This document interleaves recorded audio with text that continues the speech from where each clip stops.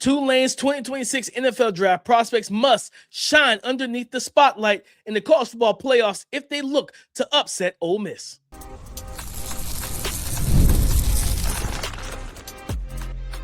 You are Locked On NFL Draft, your daily podcast covering the NFL Draft. Part of the Locked On Podcast Network, your team every day. Welcome back to the Locked On NFL Draft Podcast, your daily podcast covering your favorite draft prospects, part of the Locked On Podcast Network, your team every day. I'm your boy, Damian Parson. I'm an NFL draft analyst with Bleacher Report. That's my guy, Keith Sanchez. He's the director of scouting with the Draft Network and 2019 national champion with the LSU Tigers. And as always, thank you for making Locked On NFL Draft your first listen today and every day. Shout out for being our everydayers. Tulane versus Ole Miss in the rematch. We're going to break down the offensive prospects to watch, the defensive prospects to watch, and the key matchups to watch in this game. But before we get into all of that, today's episode is brought to you by Game Time. Download the Game Time app, create an account, and use the code LOCKEDONNFL for $20 off your first purchase. Tulane versus Ole Miss, Keith, and I think we have to start with Trinidad Chambliss, the quarterback for Ole Miss, who – again, this is a team, like, they played each other already. And Trinidad, I think that might have been his second start after the Arkansas game. Mm-hmm. And he played well in that game too. Yeah, it was the second start. He was 17 to 27, 307 yards passing, 2 passing touchdowns in this game. And I believe he also had 13 carries for 113 yards rushing. So yeah, over 400 total yards from scrimmage, Keith, and for Trinidad Chambliss, and I think for him it's just do it again, right? Like, go ahead and you want to try and make quick work of this. But also, I'm interested to see how he plays, knowing that Lane Kiffin's not going to be on the sidelines. He's not going to be the brainchild of the offensive play calling and system. I know the OC who's joining him at LSU will be calling the game. But I think a lot of what made Trinidad Chambliss is a talented young man, but that scheme, that system, how Lane Kiffin likes to spread the defense out horizontally pre-snap, making windows a lot more free and available for the quarterback, has really benefited Trinidad. I want to see how he plays without Lane Kiffin, and I know he did petition for one more year in college football. And everything. I think right now I have a 4th round grade on him. It's more of a developmental prospect. A team like I could see Russell Wilson, some Kyler Murray in his game, but you got some stuff you got to iron out with throwing in the middle of the field, throwing with anticipation, consistently handling the post snap picture changes. He's okay with it. It's just not consistent. And I think I could see him wanting to go back to school and kind of working on some of those things. But for him, it's just go out here and business as usual. Can you be the key to the machine, or the key cog that makes sure your offense doesn't sputter without Lane? And honestly, can you prove that it was more of you guys as the players than just Lane? Yeah, no, I mean, and that's definitely the chip on your shoulder. This is going to be an interesting situation, DP, for Trinidad, because like you said, this is his second time playing a team, but the first time he played them, it was only his second start, right? And they still blew him out by 30 or 40 points. So he did his job, but I think taking that next step, right, and petitioning for the college football to be able to return and get another year, these games still matter too, because they matter to your draft stock, right? And they matter because there's going to be a lot of conversation of obviously Lane not being there, and Pete Golding being the head coach, and all of this different staff transition. Is like, okay, are you able to keep it afloat, like you said? And I think be able to prove that, the scheme is good, but I'm a talented quarterback, right? And so that's why definitely a key prospect. I'm going to go with Tulane's quarterback, DP. Tulane's quarterback, Jake Ratzlaff, I believe that's how you pronounce it. Yeah. And just background on this young man, he was BYU's quarterback, right? Transferred after he was released for the team for some BYU standards and protocols, and then transferred to Tulane. And I can promise you, if listeners don't know, Tulane's in New Orleans, Tulane, not BYU, right? Totally different coach. Totally different coach. I can promise you that. But looking at this, DP, and I go back to the previous game, and the ending score was 45-10, right? So they lost by 35 points. But I'm looking at Jake's stats, right? Threw the ball for 56 yards, 29% percentage, and had 50 yards rushing. So he got barely over 100 yards total, right, as a quarterback in this football game. I watched Jake and did some evaluations of him. I think that number of 50 yards rushing, and I believe they gave him 8 attempts, that needs to be in the double digits, DP. It needs to look like 15 or 20. And for all the same reasons that we outlined for the JMU versus Oregon is that you need that extra hat in the box, right? And try to run at Ole Miss. Ole Miss has a good defense, and they dominated you guys last time. But I don't know if they have the Walter Nolans and the Prince Human Melans. I think they have Prince Will, his brother, but Prince Lee, different situation, right? They have a couple guys, Suntarine, Perkins, but he's undersized linebacker, right? 210 pounds, 6 foot. I think you get moving in a forward direction and rely on his run game, but you have to rely on the feet of a guy like Jake Ratzlaff to make some plays in the run game. So if you get some wildcat stuff or just different jet sweep motion, orbit motion, things like that, just to get some momentum. And also what you want to do is they put 45 points on y'all last time, kind of bleed this clock a little bit. Yeah. 100. No, I like that answer though, Keith, bleeding the clock.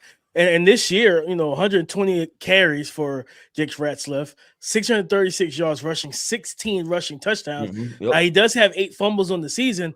Because of the fact that they know that you're a running quarterback, they're going to make sure that they try to punch the ball out, everything like that. He's got 4 games over 10 rush attempts a game. Like you said, Keith, this needs to be this needs to be the 5th game. Like I need 15. You know what? He needs to channel his what's the quarterback at Haynes King. Channel your Haynes King in this game. I think he might be a better passer. And that's one thing too in this game is, can you open up the deep ball? Because they do like to throw the ball down the field and create some explosives and everything. But the run game is going to have to be the thing that dictates that, kind of force them to step towards the line of scrimmage, open up some opportunities for you. So, like Jake Ratzlaff, it's a lot on your shoulders that we're talking about here, but you can do it. We know you're capable of it. You've shown and proven that. Keith, there's a receiver. Go ahead. Real quick, I just want to double down on that point, DP, because I think Tulane started to garner some attention when they beat, and obviously they're a group of 5 school, right? And they played 2 Power 5 schools early on in the season. They played Northwestern, right? And that's when he had 10 carries for 113 yards. And then they played Duke in week 3, right? Which wound up being the ACC champions. He had 17 carries for 111 yards and 4 rushing touchdowns in that game. So I just wanted to kind of hammer home on that point. No. I'm glad you did that, especially and the Duke game meant so much because you're playing Darian Mensah, who was a former quarterback in Tulane, who left you for a big NIL bag, and you walked out of there with a W. So that storyline within everything, right? Keep looking at Ole Miss's receiving core. Harrison Wallace III is their leading receiver, but I think the guy that could be the biggest difference maker is De'Zhaun Stribling, 6'2", 210, vertical guy, can create. He's strong after the catch, but he also is a long strider with good open field speed. Coming into the season, like scouts had a top 100 grade on him. Like they looked at him. I think he was coming from Oklahoma State. He was there with like Ollie Gordon and all of them and everything. And I remember watching him. I'm like, this dude's physically impressive. Like he looks every part of a outside wide receiver who could take the top off, contested catches, jump ball, but also enough route running to create enough separation to win one-on-one. I could have sworn if you asked me back in the summer, him transferring to Ole Miss, I'm like, he's going to be the guy. No, it's a dude from Penn State who was basically invisible in their offense last year, felt like. Harrison Wallace III, who came out as the leading receiver for Ole Miss. I want to see De'Zhaun get the ball in this game. I want to see him get the ball actually pretty often. Like I think, especially because and he has the physical profile to help Trinidad's deep, like long ball. Trinidad's okay. He's not a great deep ball thrower at times, but putting it up there for a guy like De'Zhaun who can go and play above the DB, but also back shoulder fades, stuff like that. And again, he can win one-on-one, especially vertically. Get the ball out early, let him go run underneath it, give him a moon ball or two, and let him go make some explosive plays. Yeah, I like that. DP, let's do this, man. We talk offensive prospects. Let's do defensive prospects, man. Which guys we need to watch that can make some game-changing performances from this 2026 NFL draft class. Let's talk about that coming up next. The World Cup is coming back to North America for the first time since 1994, and with 48 teams for the first time ever, is going to be massive. But let's be honest, getting tickets is usually the hardest part. That's why the Game Time app is clutch, finally giving fans a real advantage when it comes to snagging seats. With Game Time, you can track price drops in real time, get alerts with when great seats open, and buy tickets the moment they hit the app. It puts the power back in your hands, and it makes going to the World Cup feel realistic instead of feeling impossible. You pull up the app, and the layout makes it so simple to scroll through matchups and compare seat views. Take the guesswork out of buying World Cup tickets and every match, concert, or event with Game Time. Download the Game Time app, create an account, and use the code LOCKEDONNFL for $20 off your first purchase. Terms apply. Again, download the app, make an account, and use the code LOCKEDONNFL for $20 off. Game Time. Defensive prospects to watch when Tulane gets their rematch against Ole Miss. I look at the 6'2", 220-pound linebacker for the Green Wave, the Tulane Green Wave, Sam Howard. He's got that old school neck roll, so you won't miss him. You know what I mean? You don't see too many linebackers rocking that old school neck roll anymore, but he's one of them. And this is a guy that he plays with good physicality. Even though he's 220, you can't, you got to tell him he's 220, Keith. He plays physical. Like, I was watching the first game they played against Ole Miss. I don't see how he handled that game and everything. He played the run fairly well because Kewan Lacy, he wasn't like he didn't dominate that game the way you probably would have thought going into that matchup. They tried to run some pin pull concepts and kind of target the gap that Sam Howard was in, and he punished the puller at 6'2", 220. I'm like, oh man, like, he stood that 300-pound lineman up in the hole and forced Kewan to have to make a different decision. You know what I mean? Actually, he made the tackle. Like, Kewan still tried to run through it. He got his arms free, made the tackle, and brought him down. He's actually fairly solid in coverage as well. A guy that's a good spot dropper, good, keeping his head on the swivel, things of that nature. They were able to have some success on, like, I think a big play, 50 yards in that game. The only time he was targeted in coverage. But yeah, I think it get in zone coverages, stuff like that. And that's where I think the discipline and eye discipline against this kind of like RPO spread offense that Ole Miss runs, they'll give you some eye candy. You get some jet motion, they'll pop pass it or fake that, get RPO stuff and hit that glance route or the drag concepts with mesh and things of that nature. He has to be sound in his reading in this game, because if you vacate the spot and you don't get pressure on Trinidad, he's going to replace you with the football. He does a good job against those type of coverages if the scheme works to the way it's supposed to and guys start chasing routes. Once you start chasing, he's like, okay, bet, I got you. Next time we run mesh concept, I know exactly where you're going to go, and I'm going to throw the ball and get it to my receiver and let these guys make a play. But playing the run early in this early in this game or early down is going to be pivotal for Tulane. Put them in third and longs, make them think, and make them tighten it up for them, make them feel like, hey, this is a tight spot. Like, yeah, it's Tulane, but we in 3rd and 10 for the third time in 3 drives. Like, we can't have this. We got to find some rhythm, keep them off kilter. Sam Howard's going to be really, really important for that second level of defense for the Green Wave.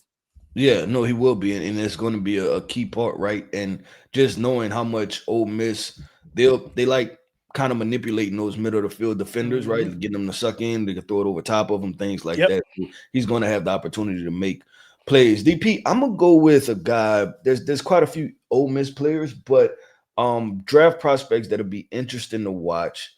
One of them was a really, really high profile name, and I think it all but disappeared. And I'm gonna go with Suntarine Perkins. I mean, he was talked about a lot, DP, and the reason why was because he's coming off of entering the season, he was discussed a lot. He was coming off a 10.5 sack season, 10.5 sacks, right? This year, 2 sacks. I'm getting to his measurables and then get into a conversation real quick about him. 6'1", 210 pounds, right? He had 10.5 sacks he had 10.5 sacks one season and was considered one of the best prospects that we've had, right? Especially sack artists. If I take that exact phrase and then copy and paste that, you know exactly who it sounds like?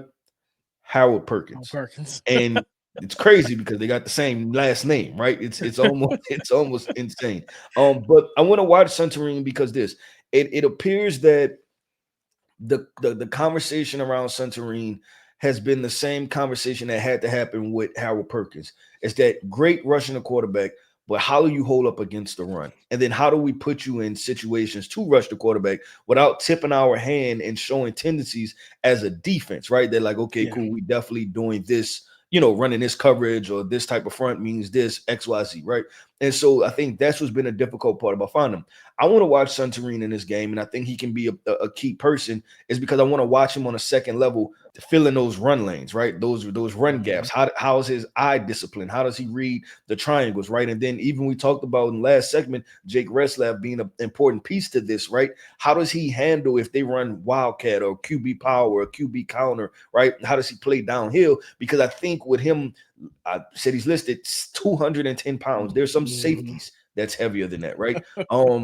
Playing linebacker at 210 pounds, how does he handle everything? And I think his ability to be a box defender, a second level stack linebacker, is going to go a long way for his draft stock. And I think we can see a waiver, just like we've seen with Howard Perkins. No, 100%. And I was thinking that exact same thing before you said it, Keith. He's going to be important to slowing down Jake Ratzlaff as a runner. Because you know what? When you're 210, 220, like athletically, you're going to be a pretty solid athlete.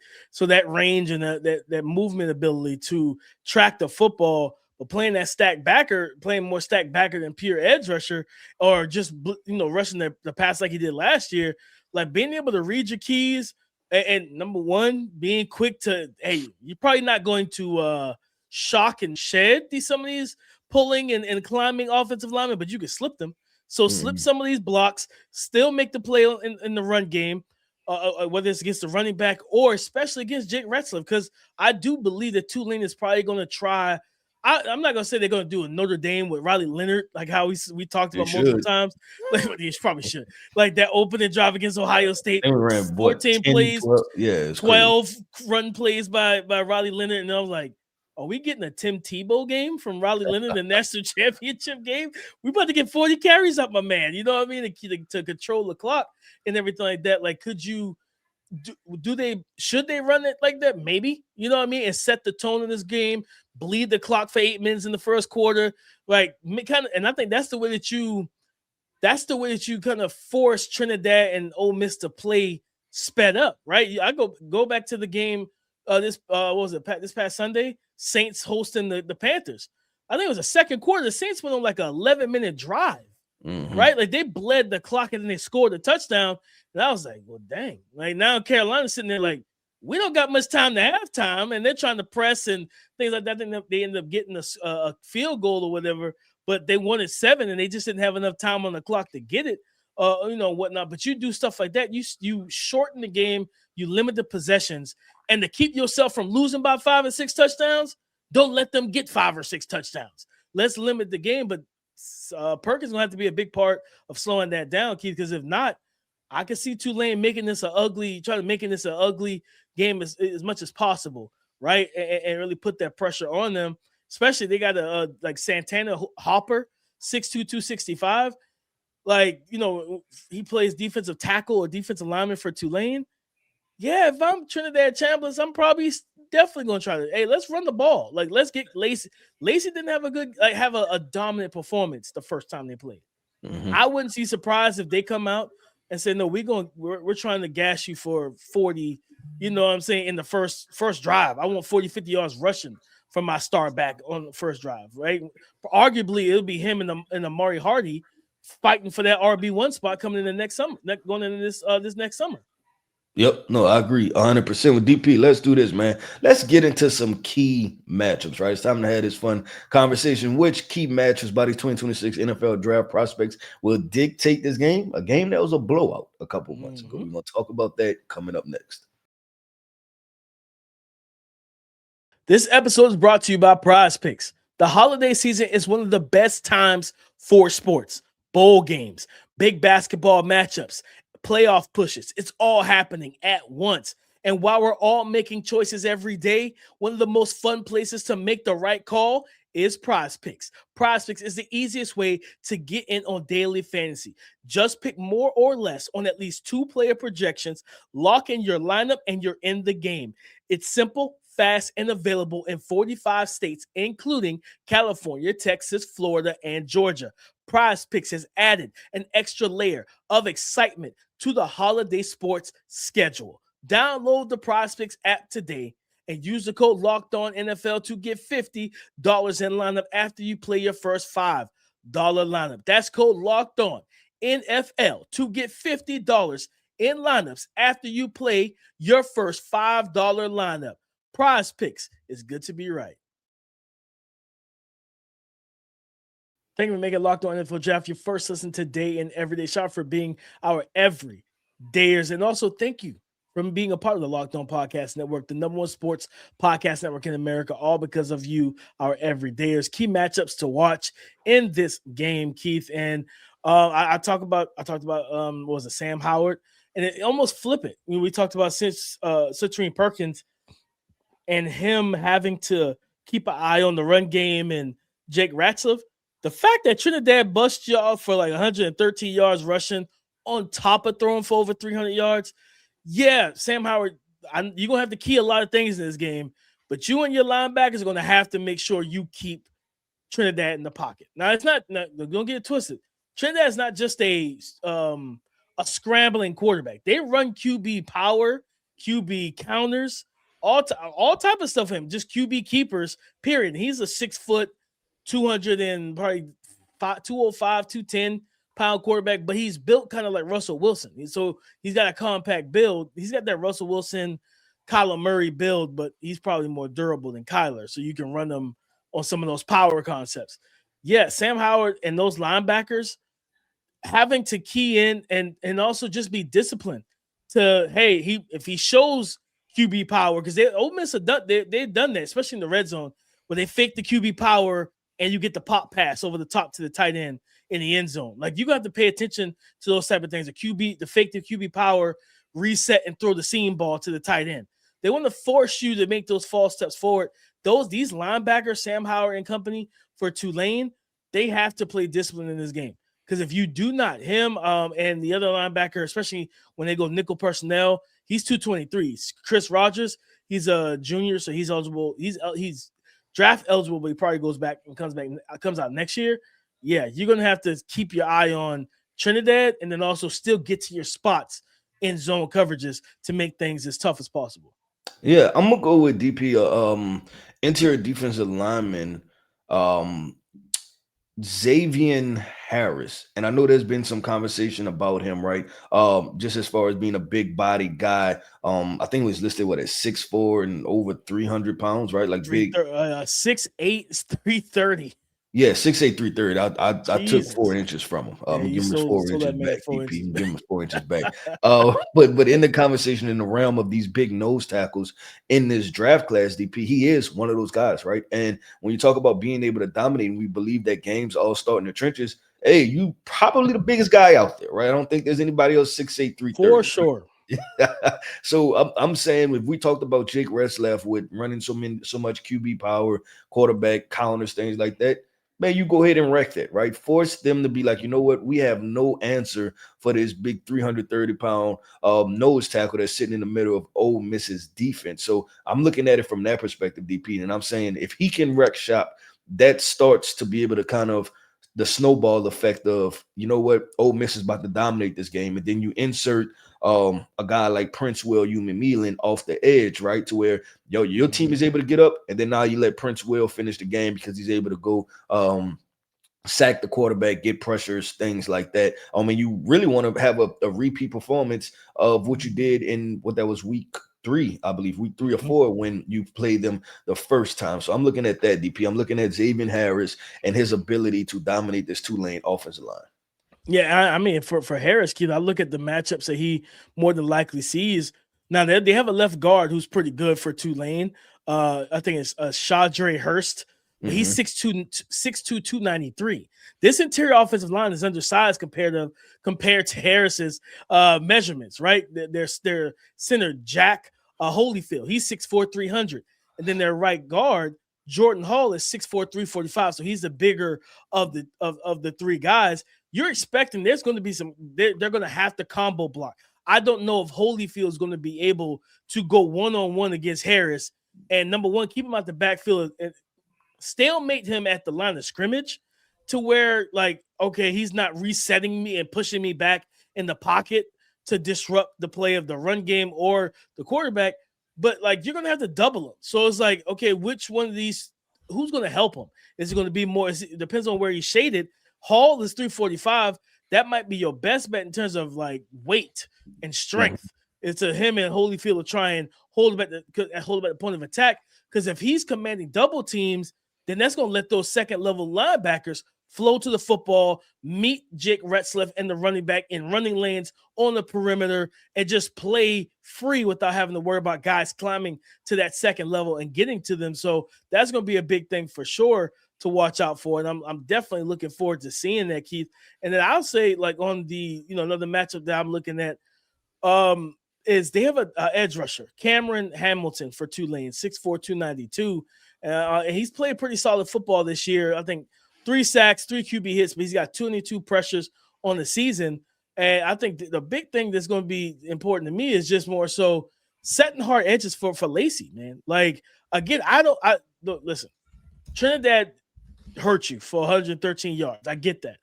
I do believe Ole Miss is going to get Kewan Lacy going. That's going to be a priority for them because their offense runs the best when that sturdy, physical, agile back is attacking downhill and setting hard edges where he can't get outside, but also playing the mesh point in the read option game between Kewan and Trinidad to where, hey, if we're doing a good job bottling Kewan up the way they were able to do the first time, you know what you do this time? Hey, play that mesh point.